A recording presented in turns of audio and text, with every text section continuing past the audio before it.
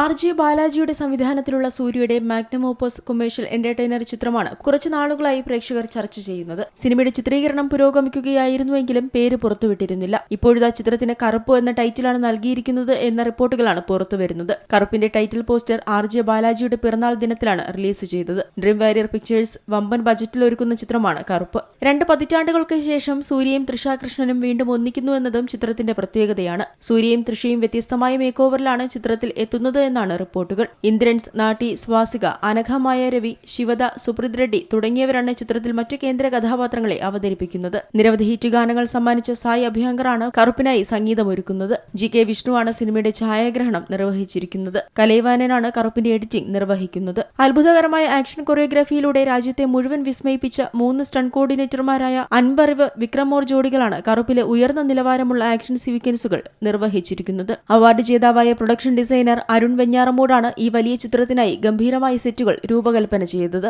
നിലവിൽ ചിത്രത്തിന്റെ അവസാനഘട്ട ചിത്രീകരണവും പോസ്റ്റ് പ്രൊഡക്ഷനും നടക്കുകയാണ്. ഡ്രീം വാരിയർ പിക്ചേഴ്സിൽ നിന്നുള്ള റിലീസ് തീയതിയും മറ്റ് അപ്രതീക്ഷിത പ്രഖ്യാപനങ്ങളും വരും നാളുകളിൽ ഉണ്ടാകുമെന്നാണ് അണിയറ പ്രവർത്തകർ പറയുന്നത്. പ്രേക്ഷകർക്കും സൂര്യ ആരാധകർക്കും തിയേറ്ററുകളിൽ ആഘോഷിക്കാൻ സാധിക്കുന്ന ചിത്രമാകും കറുപ്പെന്നും അണിയറ പ്രവർത്തകർ പറയുന്നു. Entertainment desk, Zee Malayalam news. ഏറ്റവും പുതിയ വാർത്തകളും വിശേഷങ്ങളും വിരൽ തുമ്പിലറിയാൻ സീ മലയാളം ന്യൂസ് എല്ലാ ഡിജിറ്റൽ പ്ലാറ്റ്ഫോമുകളിലും ലഭ്യം.